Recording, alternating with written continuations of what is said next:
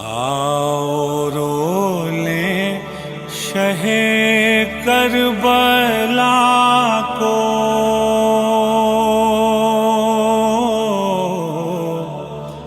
आओ रो लें शहे करबला को।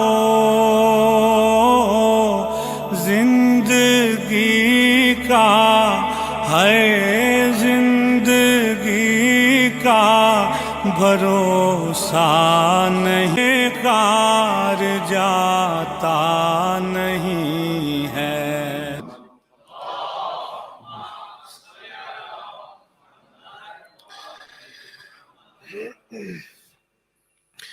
أعوذ بالله السميع العليم من الشيطان اللعين الرجيم. بسم الله الرحمن الرحيم. ولا حول ولا قوة إلا بالله العلي العظيم. اللهم صل على محمد سيد المرسلين وخاتم النبيين وحجة رب العالمين،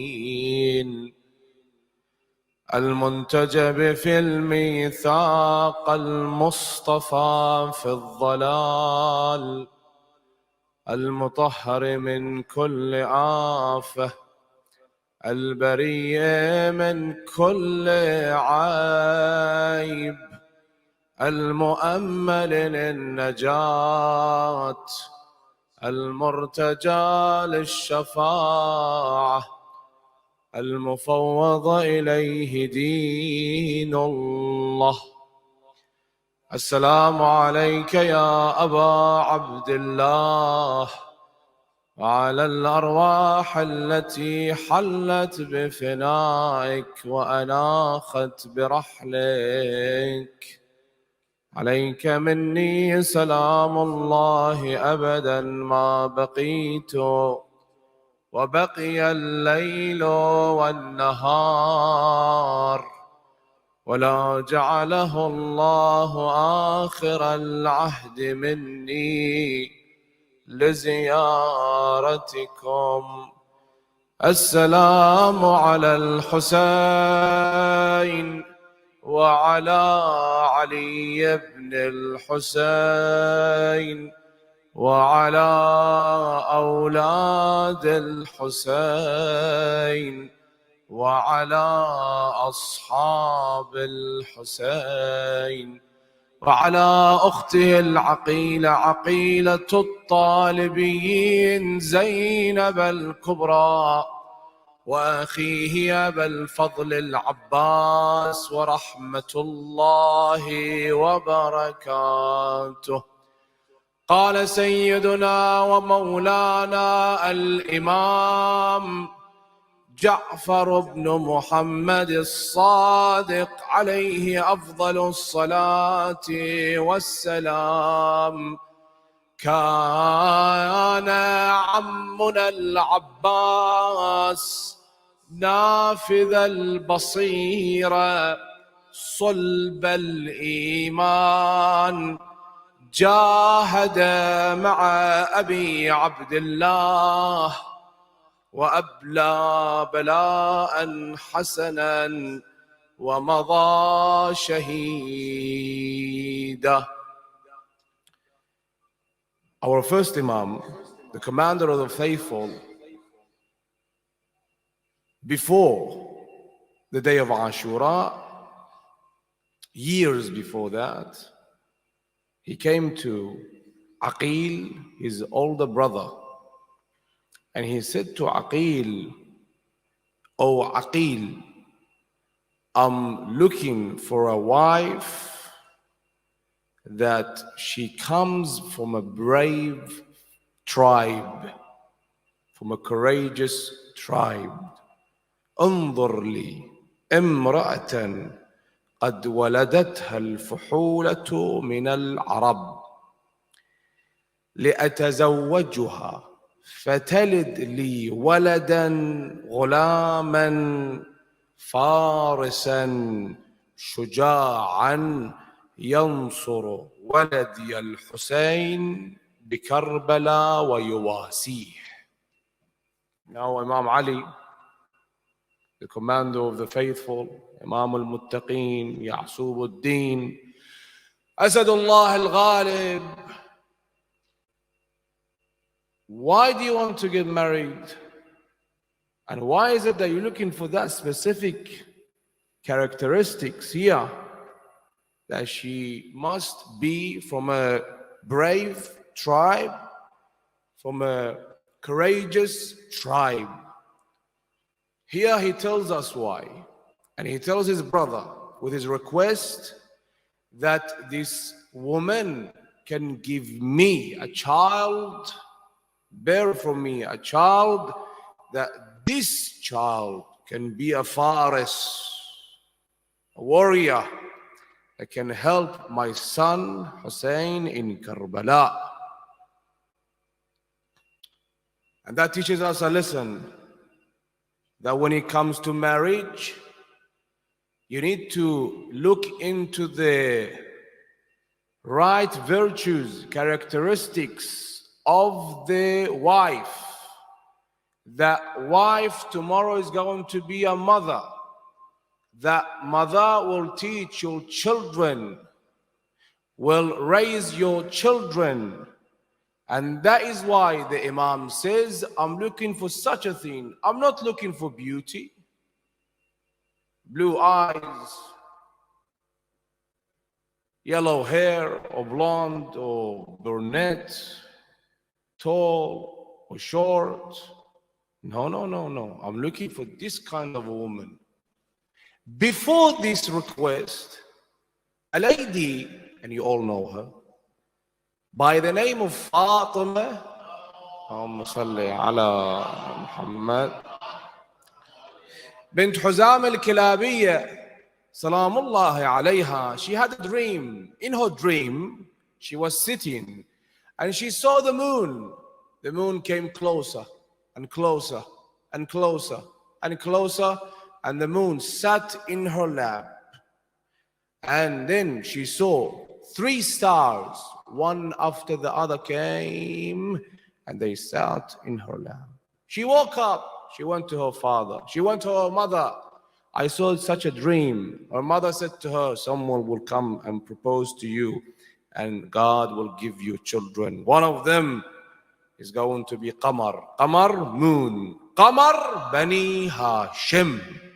So Aqil, in response to that, replies to the Imam, even though the Imam himself, he knows the knowledge of everything, but yet he asks this question from his brother. He's asking for advice. And that is also another lesson that teaches us: when you are about to marry a woman, ask your elders.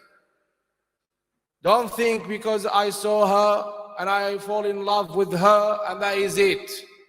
You parent someone who's older than you, they might know something that you don't know with the experiences they have. Not that, well, I fell in love with her because of her beauty, and tomorrow, Salam Sayyid, when is the divorce? When can we get divorced? That's why my prices when it comes to divorce is 1,000 and up. And don't get upset, this is my prices. If you can find anything on Amazon cheaper than that, go find it. Why? Because I want to discourage them. I don't give one, buy one, get one free. This is it. Because today, and subhanAllah, one thing happened, I want to get divorced. Because you didn't do your studies. You didn't research. You are about to get into an investment of a lifetime. It's a responsibility. Marriage is a responsibility. It's not just one person living with another person. The huquq, the rights that Allah subhanahu wa ta'ala has bestowed on the husband, from the wife, and from the wife on the husband, and of course from the husband on the wife, vice versa, one on the other. And the hadith that we have in Risalat al-Huquq from Imam Zain al-Abidin alayhi afdal salati was salam talks about the rights. Salli ala Muhammad wa ali Muhammad. The Imam, our fourth Imam, Ali ibn al-Hussein, mentions 51 rights, حقوق. حق Allah, first thing first. Allah has haqq on you. There is a right that you have to oblige to it. حق العين, the right of your eye. حق اللسان, your tongue has a right. حق البطن, your stomach. Don't think that you can consume whatever. We're not sheeps that you see an open field, go eat whatever. As you see some of the influencers on YouTube, he goes to a country, Asian country, and he says, well, we're going to go to the night market, street food, and we're going to eat whatever crawls, whatever flies, whatever swims, we're going to eat it. Where is the guidelines, Habibi? Where is the guidelines? That is why it says in the Quran Kareem, look at your food, the one you're going to consume, because it has an effect on you. So the Imam also mentions حق الزوج, the right of the husband, the right of the wife. It's very important. So when I'm about to enter this investment, I sit down and go through some books, some lectures. And I did a couple of years ago. I think it was in time of COVID, Corona, if you remember Corona. That gave us a lot of, mashallah, we got into live streaming. A lot of centers, they had no camera, they started live streaming. Alhamdulillah, that was good. That was a positive side of it. I did do 4 lectures, 4 lessons about marriage. Go have a look at it. And inshallah, there is a book coming out very soon. Whoever wants to get married, tfaddal. Go read it before you are about to say this and that. Because what we think of when it comes to marriage, we think of the dowry. And subhanallah, some of the families, they have a ledger. You're here to propose to my daughter. Yes, well, fulan, other person, he said, I can pay 20 bitcoins. How much can you pay? Huh? And I've been to many, unfortunately. He's like he's about to sell his daughter. And I said to one of them, why are you selling your daughter? He got upset. I said, don't get upset. This is it. This is what you're doing. Did you ask about his salah, his siyam, his taqwa? If he's muttaqi, if he has piety, he will give whatever he has for your daughter, because he knows he's obliged to do that. He knows this is the right of your daughter over him, as a wife over her husband. But like the dowry and the house and the car, and they don't even think of what this will happen in the future. The Imam here teaches us this lesson. Yes, there is this woman, Fatima bint Huzam al-Kilabiyya. So the Imam goes to Huzam, the father of al-Banin, and he proposes. What does he say to the Imam? He says to the Imam, we agree for our daughter to be your servant. To be your servant, to serve you. So he marries lady al-Banin, Fatima bint Huzam al-Kilabiyya, salamullahi alayha, and he sees her beauty, mashallah. Allahumma salli ala Muhammad wa ali Muhammad. He sees her beauty.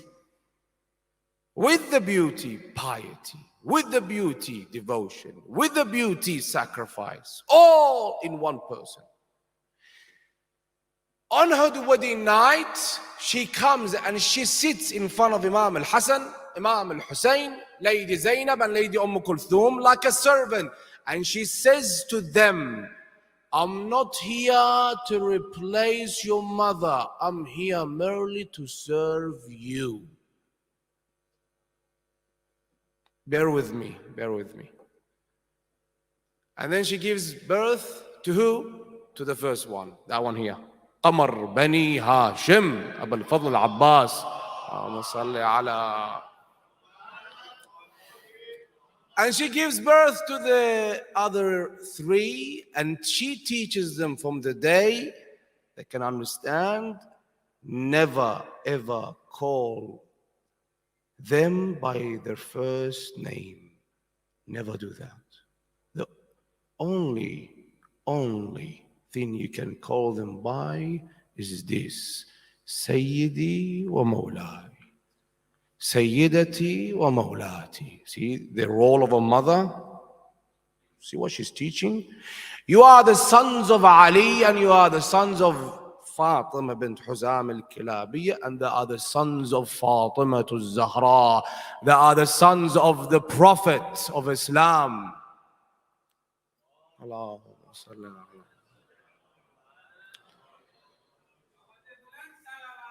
Allahumma salli ala. So never call them by their first name. Sayyidi wa Mawlai, Sayyidati wa Mawlati. That is why the only place he called his brother by his first name when he was about to fall to the ground on the day of Ashura. And the musibah, I tell you this, for me myself personally, the biggest musibah in Karbala is the musibah of Abu al-Fadl Abbas, Qamar Bani Hashim. You might say, how?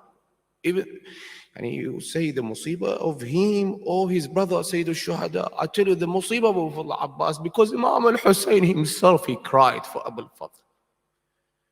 Not just cry, he cried like a little child, the hadith says, and he was taking his slave up and he was doing this, wiping the tears. Just imagine a 58-year-old man who is Hujjatullah ala al-ard. He cries in such a way. And what he said when his brother fell down, what he said when he came to him, what was it? Al-an inkasara dhahri. This is when my heart and my back is broken, for you to be like this. So this is it. Now, from this, you find many things. She even came to the Imam and she said to the Imam, I'm your wife. Yes, you are my wife. Can I ask you for something? Yes, ask me whatever you want. One request. Don't call me Fatima anymore. Don't. Why?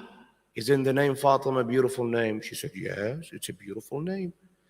But whenever you say that name, I see the faces of Imam al-Hasan, Imam al-Hussein, Lady Zainab, and Lady Kulthum. I see the tears coming down, and they remember their mother. What do you want me to call you by? Call me Banin, the mother of the children. And she raised these 4 warriors, and he was Qamar Bani Hashim, not just a warrior. He was a alim, he was a scholar, he was a faqih. Hence the hadith of the Imam, our 6th Imam, where he says, كان عمنا العباس نافذ البصيرة صلب الإيمان جاهد مع أبي عبد الله وأبلى بلاء حسنا ومضى شهيدا. My uncle Abbas, the Imam, the 6th Imam is saying, my uncle, he's proud of that. This my uncle Abbas was clear-sighted. He had basira, insight. What is that? He can tell the difference between good and bad, evil and ahsantum, haq and batil. And of course, go toward haq, not go toward batil. So he says here, clear-sighted, inside, and he was steadfastly faithful. He fought alongside with his brother, Imam al-Hussein, and he, of course, did well, and he was martyred. This is not the only hadith when it comes to this great person, a warrior, the Alamdar.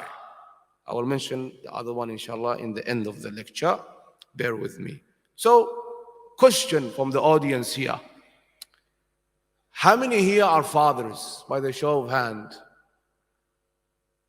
MashaAllah. So, a question, and I want you to answer it. What are the responsibilities that has been fallen on you as a father? And everyone can say just one, and we can move around. You there, brother. What's the responsibility that has been bestowed on you as a father? Ahsantum, to teach our kids to be on the iman, on the right path. Ahsantum. What else? Someone from the back, a father. Ahsantum, tarbiyah. Tarbiyah is what? Tarbiyah, discipline, teaching them on the right path. This is very important. So we said, keeping them on the right path. Tarbiyah. What else? What else? Father, a father. Shabir Hasan, he just came in. You're a father, aren't you? Huh? Oh, okay. No, him. He knows you right there. You're a father? Not yet. Who else? Yes, you. Yeah, I'm talking about you, brother. Yes. What are the responsibilities you as a father that Allah has given you as a father? You are responsible. There are many responsibilities. We have two. I want a third one, and inshallah I continue. What? Third one. Another one. As a father, you know, pay the mortgage. Educate them, ahsant. Educate them. Yes. What else? Ahsantum. Necessities. Yeah, food, house, car, education, necessities. Now, if you come to our religion, when I say our religion, let me make it clear. I don't mean the Salafi or the Wahhabi or the Sunni. No, no. Shia, Islam, the school of Ahl al-Bayt, alayhim afdalus salati wassalam. What are the responsibilities that we have in our books? It starts from here and I go on. Before you are a father, you're responsible to choose a right mother for the child. That's one. The Imam, two Imams, the first and the sixth Imam, they mentioned this to a person, of course, different companions, that, are you married? No. And they mentioned this hadith, that you are responsible, and this is a haqq, a right of your child over you, even though the child is not even born, for you to choose a right mother, because she's the one who has more on her shoulders than you teaching the child. The mother takes the hands of the child, she brings him to the Imam Barga. The mother takes the hand of the child, takes him to the mosque. The mother takes the hand of the child, takes him to the Husayniyya, to the shrine of Imam al-Husayn, to the shrine of Ahl al-Bayt. The mother does more of than a father. Father is busy. It doesn't mean that the father should just, hang the coat and say, I'm done. No, the father also, there's a lot of responsibilities. One of them is this. At the time of marriage, you married this woman. Listen to this. You married this woman. You are about to become intimate with this woman. Be on wudu. Know the days that are right days. That when this woman becomes pregnant, you are doing the right thing. If she is on that time of her month, menstruation period, it's haram to do such a thing. Many people, they don't know this, unfortunately. When she's pregnant, the food she eats, what she listens to has an impact on that child. They used to make fun of us. The West used to make fun of the Muslims. Oh, look at what this guy is saying. But if you see it today, what do they say? A pregnant woman shouldn't drink alcohol because that has an effect on the child. That food that she consumes becomes blood. That food that she consumes grows the child in her stomach. If it's halal food, you see the child being, inshallah, when he's born, when she's born, and we have two genders only, as we established, when your children are born, they are born right, on the right path. Because what you're doing is, as a father, as a mother, you're trying your best to make everything right. Right. After that, what happens? Our Imam, the first Imam says, there are many ahadith, but I have summarized it for you because of the time. If I was given more time, 2, 3, 4 hours, and for you, that you don't have that much with me, I could gone through many. But this is a hadith from our first Imam, Amir al-Mu'mineen, alayhi afdalus salati wassalam.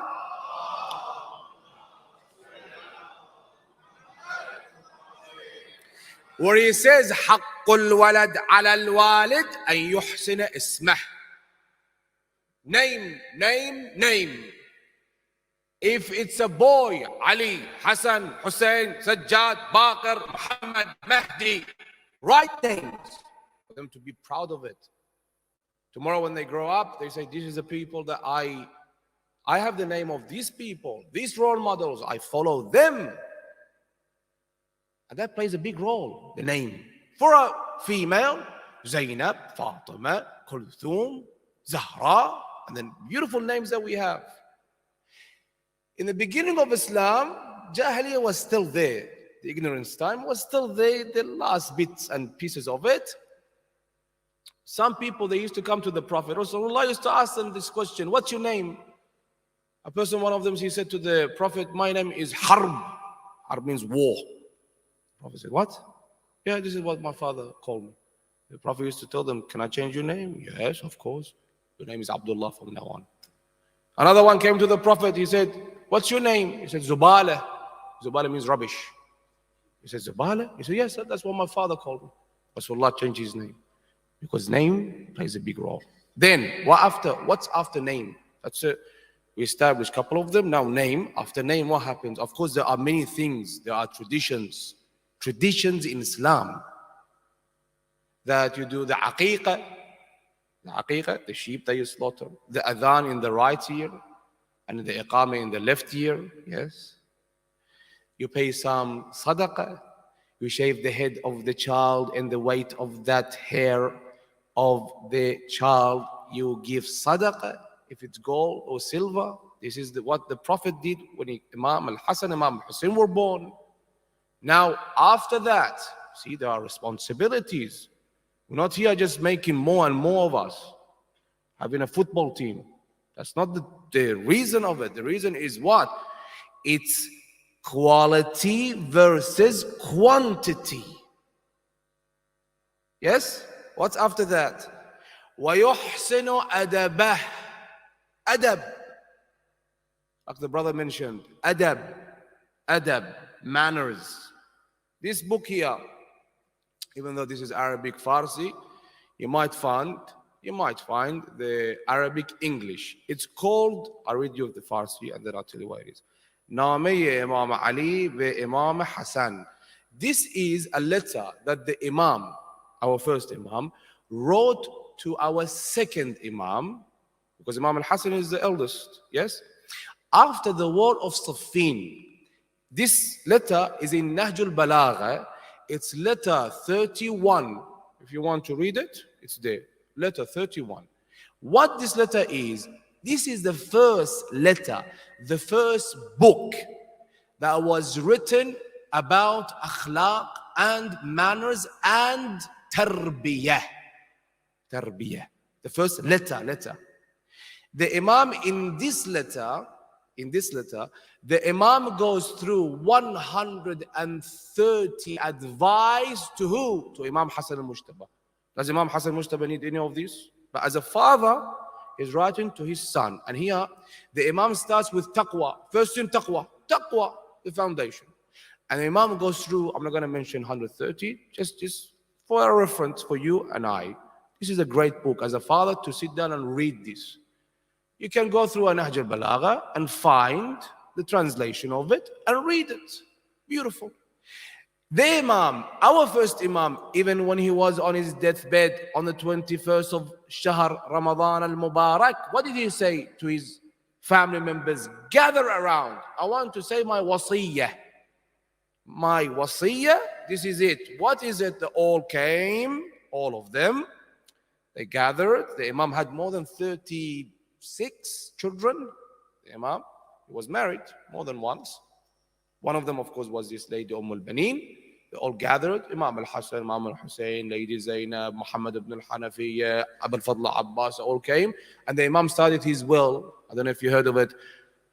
It goes like this: Allah, Allah for salat, salat, salat, salat. Don't forget salat. Don't neglect salat. That's what the Imam says.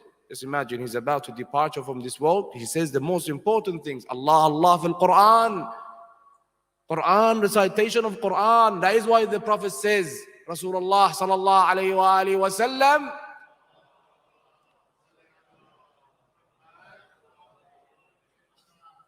the Prophet says, خَيْرَكُمْ مَنْ تَعَلَّمَ الْقُرْآنَ وَعَلَّمَهُ. The best of you is the one who learns Quran and teaches Quran.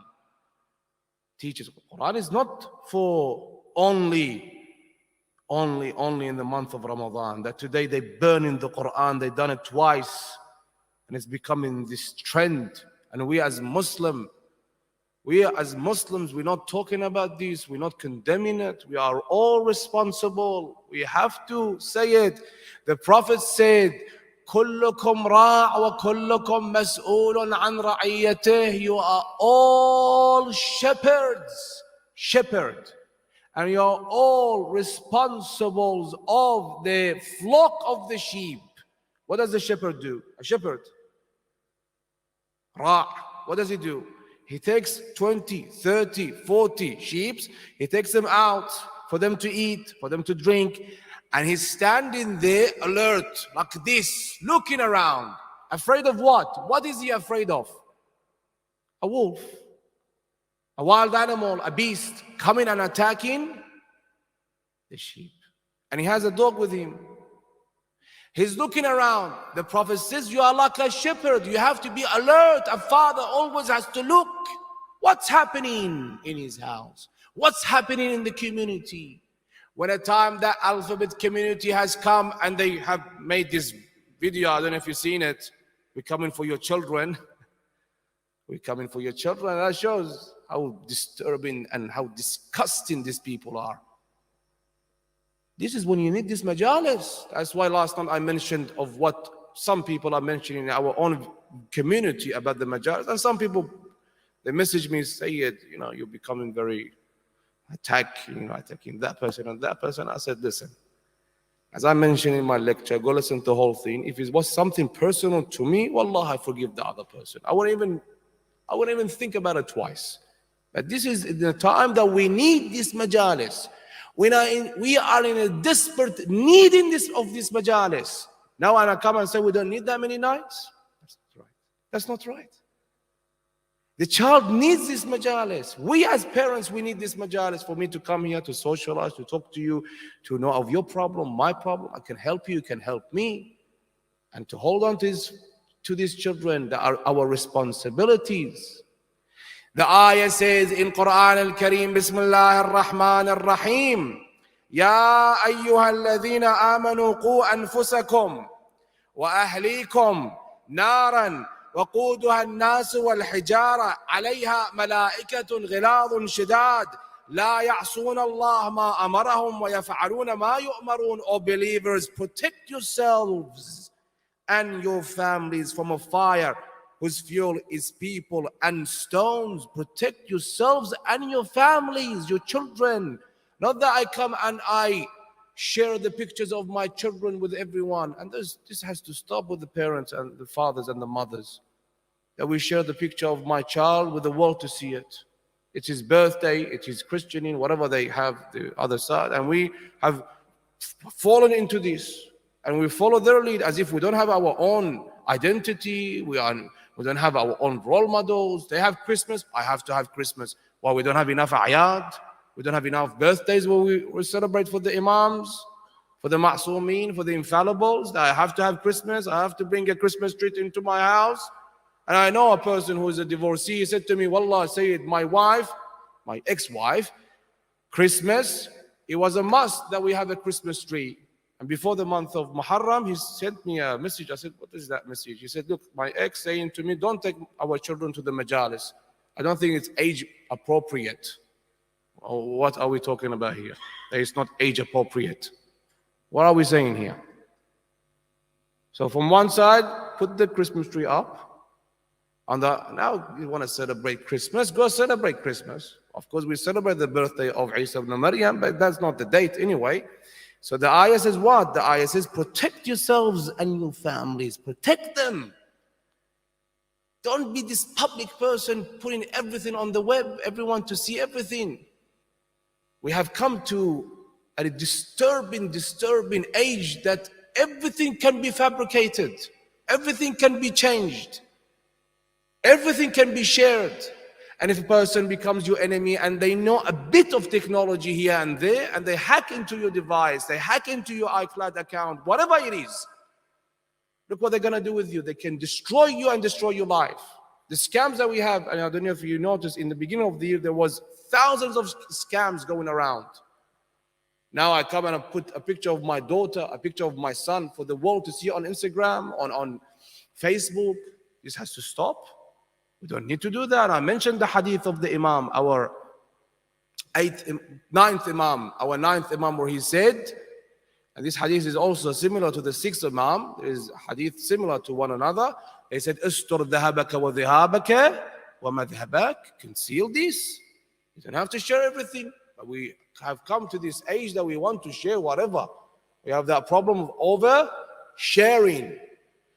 Another ayah says, إِنَّ الْخَاسِرِينَ الَّذِينَ خَسِرُوا أَنفُسَهُمْ وَأَهْلِيهِمْ يَوْمَ الْقِيَامَةِ أَلَا ذَلِكَ هُوَ الْخُسْرَانُ الْمُبِينُ.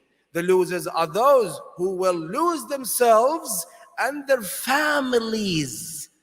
You are a father, you are a mother. You don't think it's just me feeding them, it's just me giving them accommodation, it's just me buying a car for them, just taking them to the school, picking them up from the school. This is it. It's more than that.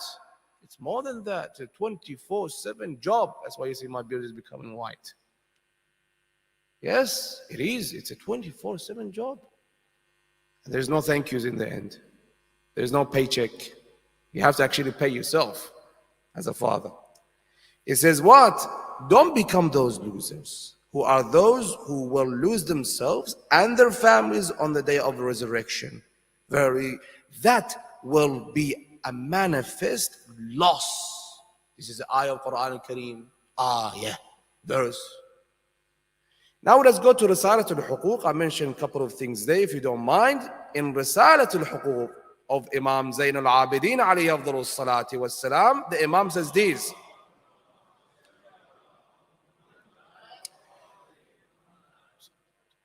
وَأَمَّا حَقُّ وَلَدِكَ فَتَعْلَمْ أَنَّهُ مِنْكَ وَمُضَافٌ إِلَيْكَ فِي عَاجِلِ الدُّنْيَا بِخَيْرِهِ وَشَرِّهِ.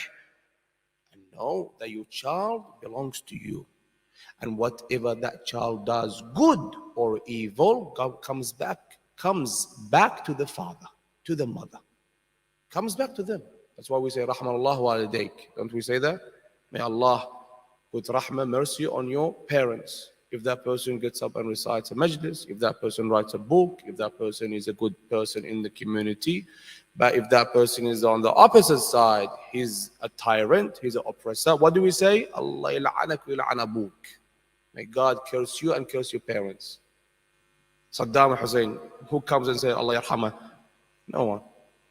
And the tyrants around the world, they curse their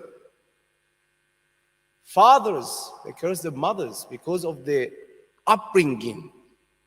And they always, even serial killers, they look into the history of the father, the history of the mother.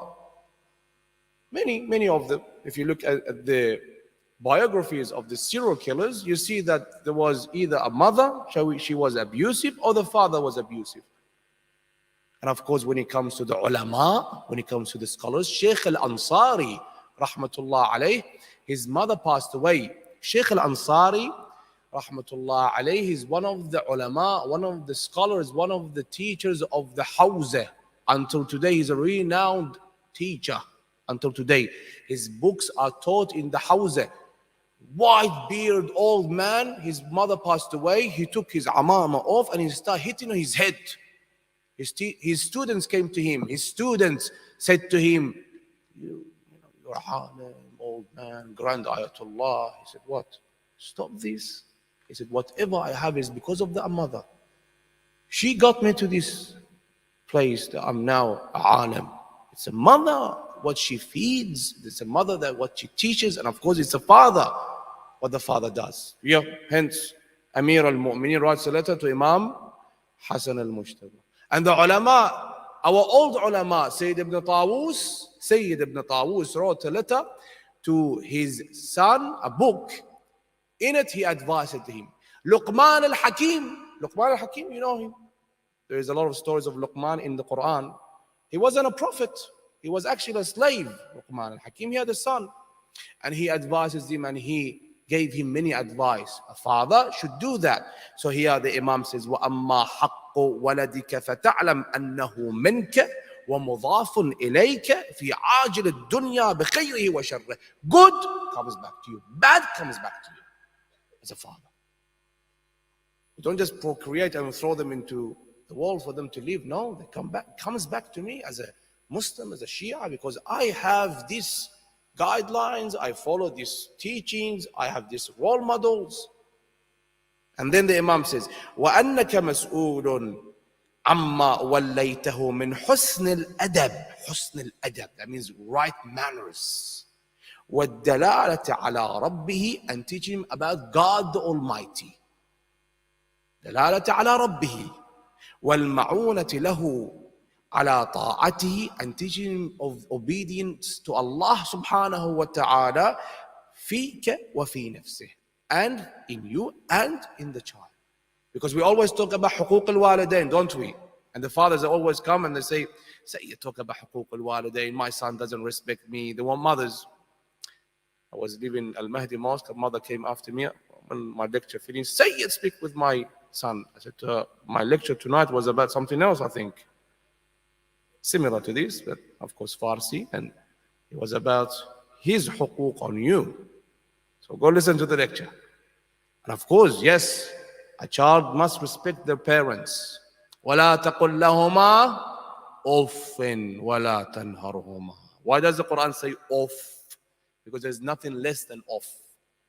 Like an individual was beating his father to the pole, and they said to him, how dare you hit your father? He said, the Quran said off. I'm not saying to him off, I'm beating him. I'm teaching him a lesson. Some people are like this, unfortunately. So it's two sides. It's a shortcoming of the father, the shortcoming of the mother, that this is the result of it. If the father from day one, before his marriage, as I mentioned, he does his research. We do research when we get into business, but when it comes to marriage, we just wing it. See what happens. فَمُثَابٌ عَلَى ذَلِكَ وَمُعَاقَبٌ. فَمُثَابٌ عَلَى ذَلِكَ وَمُعَاقَبٌ means the thawab comes to you of his good, and the iqab comes to you of his bad. This is the saying of our fourth Imam. If we believe in this Imam, I believe in this hadith, the thawab, the reward comes to you, and the iqab comes to you. Hence the hadith of the Prophet where he said that when Ibn Adam dies, when he takes his last breath, nothing he takes with him to the next world. Whatever he has from this wealth of this dunya, nothing. Just this kafan, only a kafan. Even this ring, that this is my dear ring, it is my possession, I bought it many years ago. My son, if he sees it in my hand, he comes, Baba, I'm so sorry, forgive me. He takes it away, and it belongs to him. Even my watch here, he takes it away. Even my bracelet, he takes it. Even my glasses, even my phone, nothing. No attachments, only a kafan. And sometimes they don't even find a kafan. They have to go purchase one for you. And they argue, your children, who's going to pay for it? If the person himself hasn't bought one and prepared himself for death. So the Prophet says, you don't take anything except for three. One of them, وَلَدٌ صَالِحٌ يَدْعُو لَهُ. Walad salih, a good young man, young woman, a child, they do dua for him. And of course, what comes after that? Kitab, book. He has left behind ilm, some knowledge. Khair. And ongoing charity. Sadaqah jariyah, like this place here. Sadaqah jariyah. Whatever money you spend in this Imam Barga, you have put what? Another $1, another $2, another $3 for the next life, for the hereafter. Because this is Sadaqah jariyah. And then Imam alayhi salatu wassalam says, فَمُثَابٌ عَلَى ذَلِكَ وَمُعَاقَبٌ فَعْمَلْ فِي أَمْرِهِ عَمَلَ الْمُتَزَيِّن بِحُسْنِ أَثَرِهِ عَلَيْهِ فِي عَاجِلِ الدُّنْيَا الْمُعْذِرِ إِلَىٰ رَبِّهِ فِيمَا بَيْنَكَ وَبَيْنَهُ بحسن القيام عليه والآخذ له منه ولا قوة إلا بالله. صلى على محمد وآل محمد.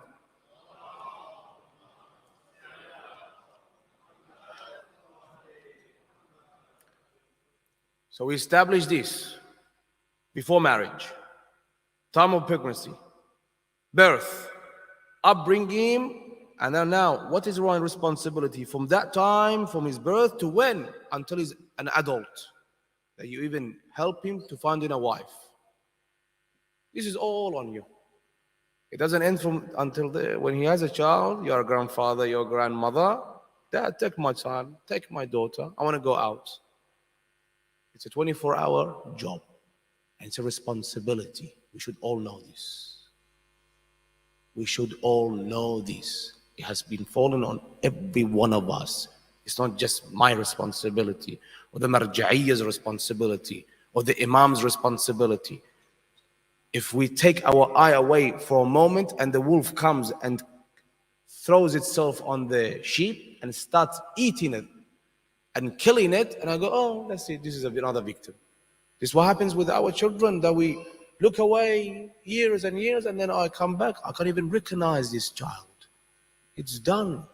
That's why this majalis, bring them to the majalis. I'm not saying Muharram only, because in some places you come and you see faces, you see them only in Muharram. And then when Muharram finishes, bye, I'm going to the major occultation until next year. You don't see them until the next year.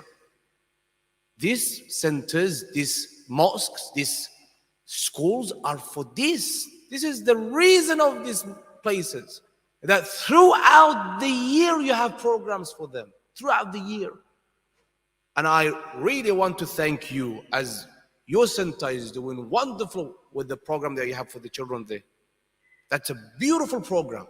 And continue with that. You're teaching the child to have self-confidence, to hold on to the microphone, to read, to learn eulogy, to learn to recite a lecture. And that child tomorrow will lead this community of ours. That's important, that they see this as their second house. They come to it as much as they can. Not just 1 or 2 or 3 days or 10 days of Muharram and we are done for it. We teach them the love of Ahlul Bayt alayhim afdalu salati wassalam, the devotion for Ahlul Bayt, like the lady Al-Banin did. When Bishr ibn Hadlam came into Medina al-Munawwara, and Bishr ibn Hadlam, he started chanting that, come to the mosque. I have a news from your Imam of what happened to him. He was ordered by our 4th Imam.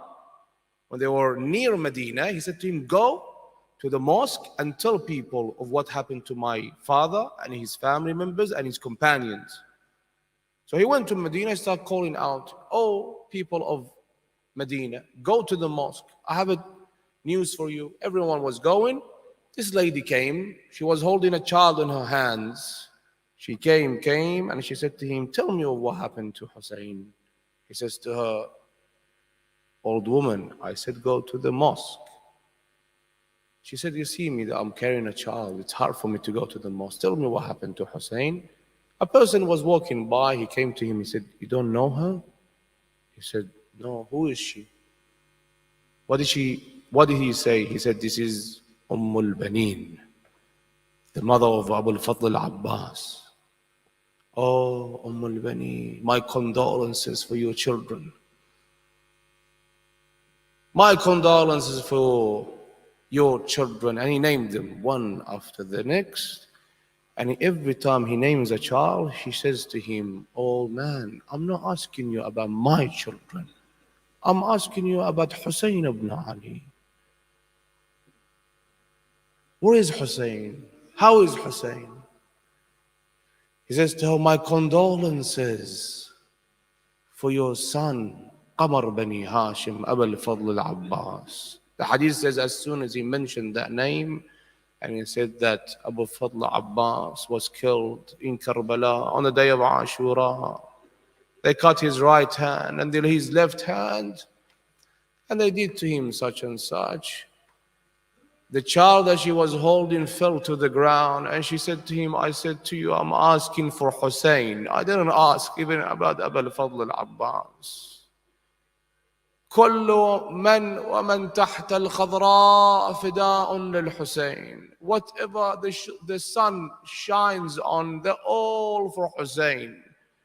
Where is Hussein? My condolences for Hussein to you. Where she started screaming, Wa Husayna, Wa Walada. The caravan, they entered Medina. They went to their houses, the Hashemites, and this Lady Zainab, went into her house. She said to the servant, don't allow anyone coming to our house. No one should be coming to our house, except for the ones that have martyrs in Karbala. They have the musibah with us, that they have a son, they have a brother that died in Karbala. Moments passed, this lady came, al-Banin, she knocked on the door, opened the door. I'm here to see Zainab. The servant came, she opened the door. Old woman, who are you? My lady said to me that no one is allowed. She said to her that I am al-Banin. I'm Fatima bint Hizam al-Kilabiyya. Tell Zainab that I'm here requesting to come inside to see her. The servant comes running to Lady Zainab, and she said to Lady Zainab, oh, this lady, she's saying, claiming to be al-Banin. As soon as she said al-Banin, Lady Zainab runs to the door. And she opens the door and she looks in the face of al-Banin. And she said to al-Banin, oh mother, come to me. She called her mother respectfully, oh mother, come to me. al-Banin, when she saw Zainab, pay attention to that. She saw Zainab, she took a step back. She said, are you Zainab? She said, yes, I am Zainab. She said, what about that gray hair of yours? This is not Zainab. What about that face that was scorched by the sun? This is not Zainab. Let me take you to the day of Ashura. Everyone went, from the companions, one after the other, they went. Habib ibn Zahra, he said to the companions and the Hashemites, as long as we are alive, no one from the Hashemites fights. When the companions are all killed, then the Hashemites can go to the battlefield. So one after the other, the companions went into the battlefield and they were all killed. None of them was left from the companions. The first of the Hashemites came. Who was it? Ali al-Akbar. He asked the permission. He also was killed. Qasim ibn al-Hasan was killed. The sons of Aqil were killed. The sons of Muslim were killed. To the last person, it was just him and his brother.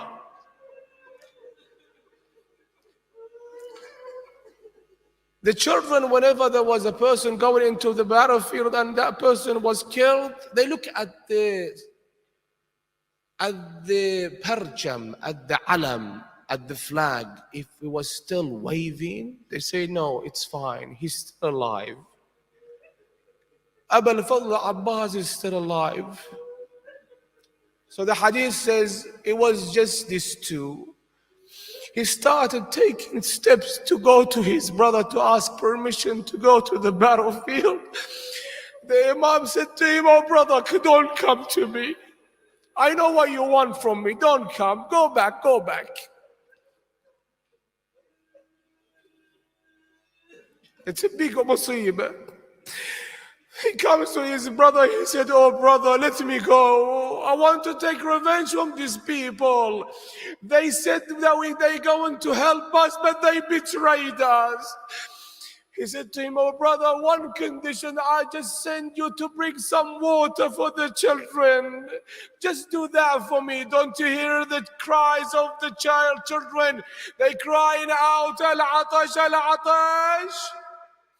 So he says that Abu al-Fadl Abbas, Qamar Bani Hashim, the Alamdar, this loyal companion, this man, before the battle, Shimr called out, where is the sons of our sister? He comes from the same tribe, Bani Kilab. Shimr was calling this out. Where are they? Abu al-Fadl was sitting next to the Imam. He didn't reply. Again he asked, where are the sons of my sister, Banu Ukhtina? The Imam said to him, see what he wants. He comes from the same tribe. See what he wants from you. Even though he's a fasiq, he's a fajr, the Alamdar, Qamar Bani Hashim, he got up, he went to him. He said to him, what do you want? What is all this screaming? He said to him, I have a letter from your Amir. This letter is a safe passage for you and your brothers, for them to flee Karbala, to leave Hussein. Leave him be. It's us and him. Why do you want to die for him? Abu al-Fadl Abbas stood there. The manifestation of loyalty. He said to him, لعنك الله ولعن أمانك وأميرك. May God curse you and that letter of your Amir and your Amir. We have Aman, we have safe passage to go, and the son of the Prophet has none. This same person, he comes to the Imam, he asks permission. The Imam says to him, go bring water. What does he do? He goes and he takes a water skin. He takes it and he puts it on his shoulder and he rides the horse. 4,000 soldiers that are surrounding the Euphrates. And this man, he's the son of Ali. He's a warrior. He was born for this. The hadith says he comes, he charges at them like a lion that charges on a flock of sheep. They run to the right, to the left, until he reaches the Euphrates, the river, Furat, and he enters the Furat with his horse, and he feels that what?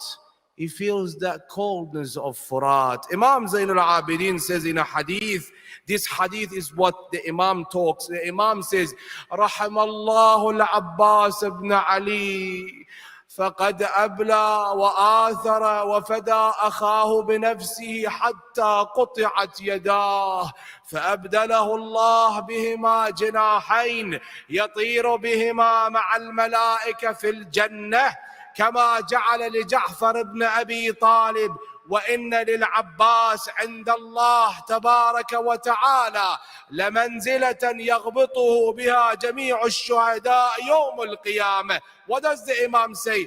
May Allah have mercy on my uncle Abu al-Fadl al-Abbas, where he gave his life, a loyal brother to his brother Imam al-Hussein. He did well and he sacrificed himself for his brother until he lost his two hands for the sake of his brother. Thus, instead of these two hands, Allah will give him two wings in which he flies with them with the angels in paradise, like his uncle Ja'far ibn Abi Talib.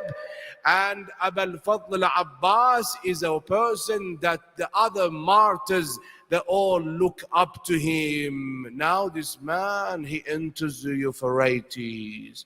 Imam al-Sadiq on one place, he talks about him. Imam Zain al-Abidin on another place. When he enters the Euphrates, the first thing he does, he fills the water skin with water. After he fills it, he puts his two hands into the water to drink some water himself. I tell you today that he drank some water. What would you say? Would you blame him? He was thirsty. Imam al-Sadiq says that his heart, the heart of our uncle Abbas, was like a fire from thirst. He looks at the water for a moment and he looks back. How could I drink water when my brother Hussein is thirsty? رمى الماء على الماء وصاح يا نفس من بعد الحسين هوني وبعده لا كنت أو تكوني هذا الحسين شارب المنون. How could you drink water when your brother Hussein is thirsty? When Sukaina is thirsty, he comes out of the Euphrates. Umar ibn Sa'ad shouts out loudly, don't let that water reach the camp of Hussein. If they drink from it, you wouldn't know your right from your left.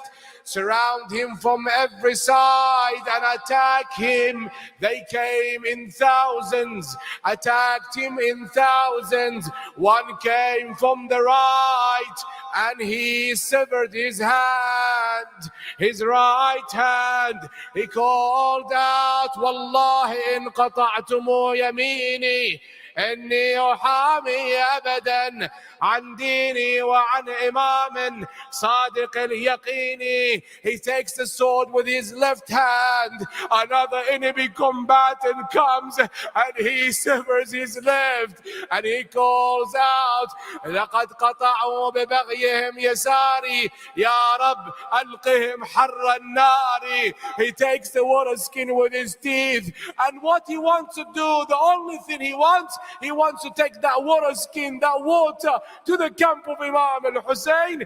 They come from every side, shooting arrows at him. The hadith says they shot an arrow at the water skin and the water spilled on the ground.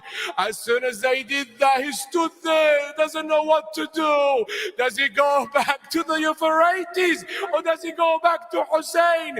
Him standing there for moments, they shot an arrow to his right eye, and a person by the name of Hakim ibn Tufail hit him with the stick on his head.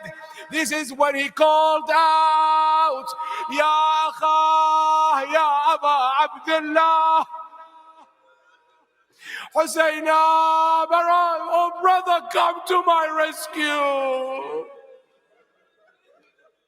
Now I ask you a question, if someone falls from a height, what do? They put their hands in front of their face to protect their face, but he had no hands. He falls to the ground.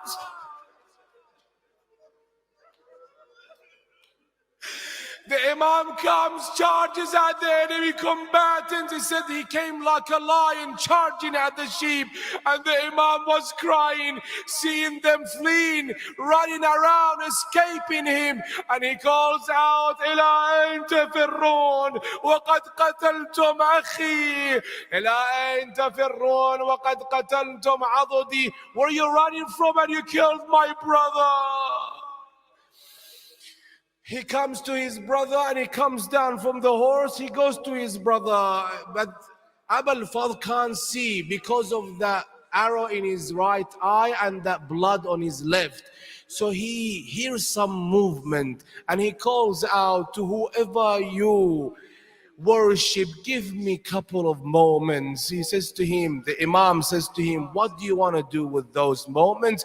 He says, so I can say my goodbyes to my brother Hussein. He thinks it's an enemy combatant. He doesn't know that this is Imam al-Hussein. The Imam comes and he sits next to him and he calls out, Al-an inkasara dhahri. Now my back is broken. And he holds the head of Abu al-Fadl in his lap. And as soon as he does that, Abu al-Fadl moves his head. And again, second time, third time, he puts the head of Abu al-Fadl in his lap and he moves it. He says to him, oh brother, why are you doing this? Let me hold your head in my lap. He says, oh brother, now you're holding my head in your lap. Moments, who's gonna hold your head in her lap? رحم الله من نادى وحسينا.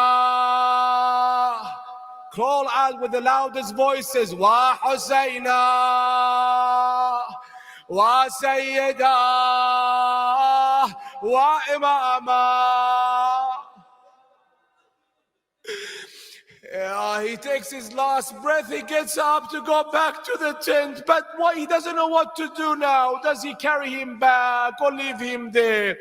So he says to him, do I take you back to or leave you there? Before he passed away, he said to him, brother, let me take you back to the tent. He says, no, brother, leave me here, leave me be. That's why when you go to Karbala, you see he has his own shrine. Why is that, brother? Let me take you back next to the others of the Hashemites. He says, brother, I don't want Sukaina to see me like this.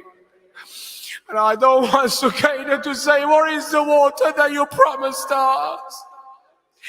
He says he came back alone, Imam al-Hussein. Sukaina comes to him, oh father, where is my uncle? He says that he didn't reply to her. He goes to the tent of Abu al-Fadl al-Abbas and he puts down the tent. That means that he's not coming back. And the woman, they scream loudly, Wa Abbasa, Wa Sayyida,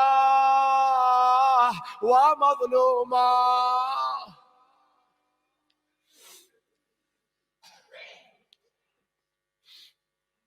السلام عليك يا أبا عبد الله وعلى الأرواح التي حلت بفنائك وأناخت برحلك. عليك مني سلام الله أبدا ما بقيت وبقي الليل والنهار، ولا جعله الله آخر العهد مني لزيارتكم. Put your hands up. We are very close to the day of Ashura, a day that all of the Imams, they cried, they wept for that day. A day where our Imam, our third Imam, was killed like a sheep, like Imam al-Rida mentions. So put your hands up all together. Assalamu ala al-Husayn وعلى علي بن الحسين وعلى أولاد الحسين وعلى أصحاب الحسين وعلى أخته العقيلة عقيلة الطالبيين زينب الكبرى وأخيه أبا الفضل العباس ورحمة الله وبركاته. اللهم عجل وليك الفرج، اللهم عجل فرجه، سهل مخرجه، اجعلنا من أنصاره وأعوانه يا رب العالمين. اللهم اجعل عواقب أمورنا خيرا يا الله يا رحمن يا رحيم يا مقلب القلوب ثبت قلبي على دينك. الفاتحة قبلها الصلاة على محمد وآل محمد.